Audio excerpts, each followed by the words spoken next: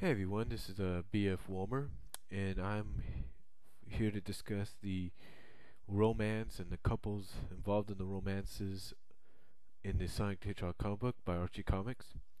And first of all, I want to thank each and every one of you for watching and listening to my first series that I've ever done, which was based around the love life of Sonic the Hedgehog from Archie Comics and Sega of America and Dig Entertainment.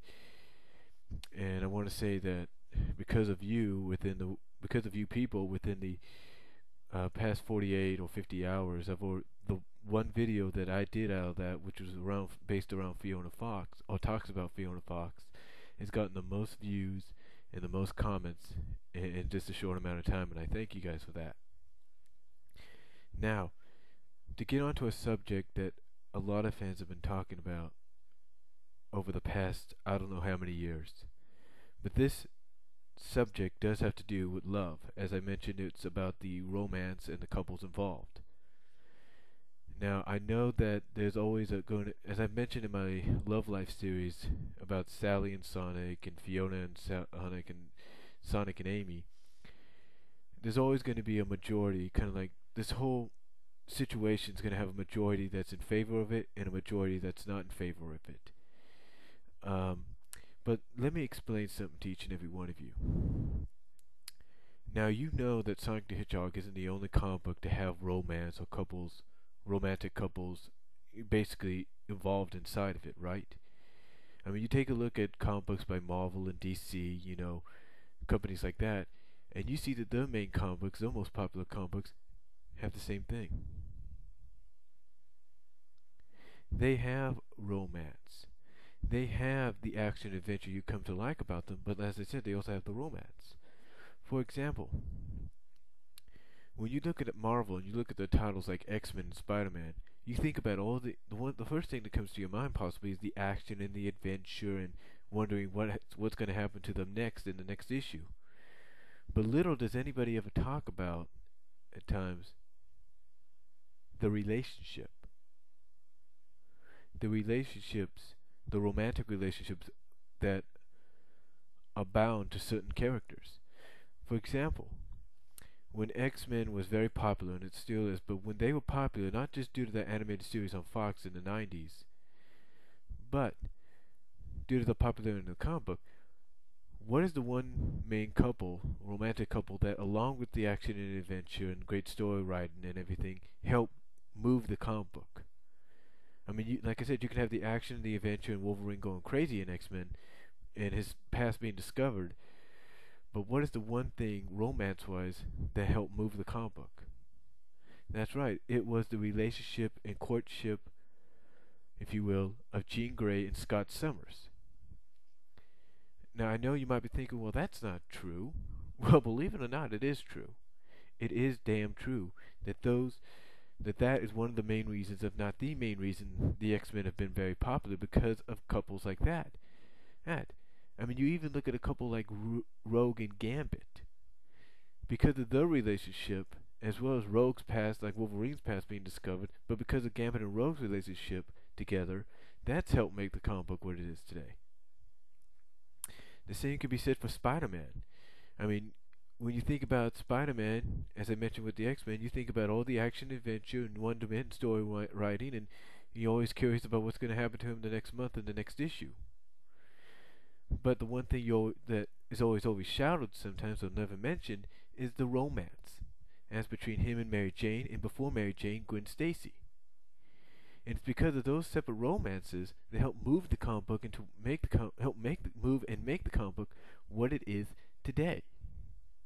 Now I know that's hard to believe, but it's true. And the same thing could be said for Superman of DC. When he first debuted in the 1930s, do you think anybody thought about the action adventure as being the main focus? Perhaps. But when he got involved and started hanging around with Lois Lane, what do you think happened? Exactly. The romance of Lois Lane and Superman, aka Clark Kent, is what helped move the comic book along with his action and adventure and everything else. Now, you're probably asking yourself, well, what does this have to do with Sonic? Well, it's real simple. the romance involved in Sonic the Hedgehog comic book by Archie Comics is due to the same reason as I mentioned all the other romances of the other comic book titles by Marvel and DC is the main reason the Sonic comic book has been successful. I mean, it's the main reason a lot of people were talking about it. I mean, when you think about it, when Archie Comics did the Ninja Turtles back in the 90s, and they put Raphael and Najjar together, what do you think happened? Well, to some, the comic book declined. To others, the comic book evolved and became more better than ever. That's until they broke up Najjar and Raphael, because, in my opinion, the partnership with Kevin Eastman or with Mirage Studios in general was coming to an end. But think about it. When Najjar Yumiko was a part of the group, what do you think happened? The comic book became a success. It garnered more fans into it. It got more fans. It got more fan interest. Because one turtle, Raphael, out of all of them, was the one that got the girlfriend, got the woman, if you will. Now again, you're probably asking, why does this have to do with Sonic? It's the same thing. You take a look at a couple like Sonic and Sally, and any time they're together or they break up, people talk about it. Because there's a majority of people that want to see Sonic and Sally together and never break up. And there's a majority of people that are happy when they break up and hope they stay broken up. And the same goes for Bunny and Antoine. I mean, you talk about Bunny and Antoine, here's a couple that came out of nowhere. I mean, you watch the Saturday morning cartoon, and then you read the early stages of the comic book, and you think to yourself, you know, those two are not, and you think to yourself, if there's one couple I never thought I'd see when it happened, it would have been Bunny and Antoine, right? And when you kind of think to yourself and you ask yourself that question, like, man, if that was one couple I never saw coming that's going to be an item, two characters that's going to be an item, it was Bunny and Antoine. Because no one saw it coming. I didn't see it coming. And when it happened in issue 47, no one thought it was going to last as long as it did. Even through the ups and downs that the writers put him through, no one ever thought it was going to last as long as it did, as well as lead into those two characters being married in issue 174. That's right. That's right. Issue 174, which is what? Let's think. 127 issues after they got together? I mean, you talk about waiting for the long haul, waiting for the right opportunity. That's exactly what happened. And the same goes for the minor characters, like Jeffrey St. John and Hershey. I mean, the moment you saw Hershey show interest in Jeffrey St. John in one of his backstories, then you knew right off the bat those two were going to be together, and that's what happened. And then at the beginning of the home story arc, where Sonic returns from space, what do we see? We see Jeffrey and Hershey getting together. We see Hershey, well, not getting together, but getting married.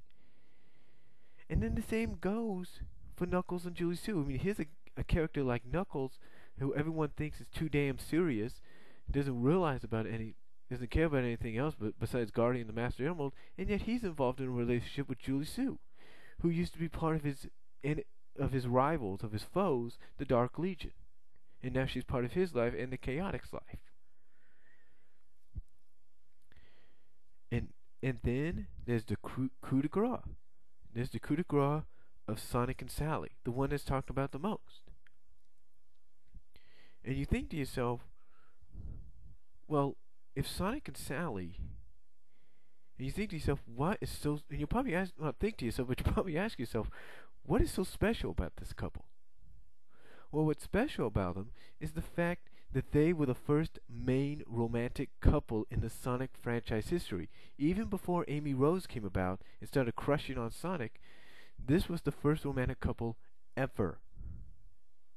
And that is why a lot of people enjoy this couple. Everyone enjoys seeing them together because they were the first ones ever.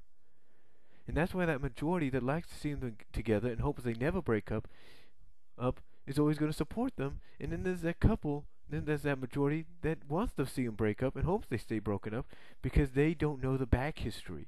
But the back history is this. Sonic and Sally were the first couple together. That's why people like seeing them together. Bunny and Antoine, their relationship and now courtship, that's grown on people. That's grown on people, and people enjoy seeing them together. Same with Knuckles and Julius too. Their relationship and courtship has grown.